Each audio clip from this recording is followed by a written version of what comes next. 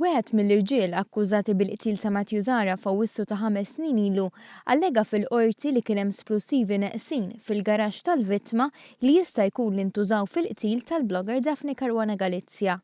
Jason Gallia ta' 41 sena minn Birzebbuġa u Ronald Darry ta' 49 sena minn Raħal Ġdid jinsabu mixlija li f'Awwissu tal-2012 sparaw u qatlu lix-xufier tat-taxi Matthew Zahra.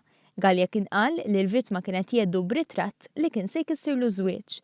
Il-fdarijiet ta' Zahra kienu stabu fl-istess salqa fejn kien hemm il-katavri ta' Mario Camilleri l-IMNIEHRU u ibnu li kienu nqatlu f'Lulju tas-sena ta' wara.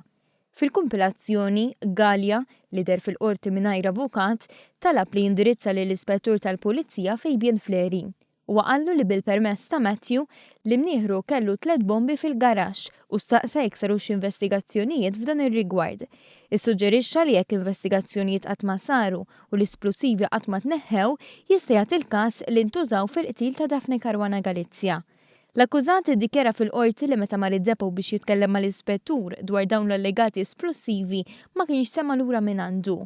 Il-Maġistrat José Demicoli spjegat lill-akkużat li legalment l-ispettur ma setax jibgħat għalih mingħajr ma jkun fil-preżenza tal-avukat tiegħu u lanqas seta' jikseb informazzjoni li ma kellix rabta mal-każ li għalih jinsab akkużat.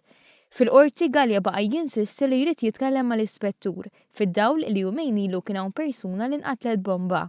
Il-każ ikompli x-xahar id-dieħel.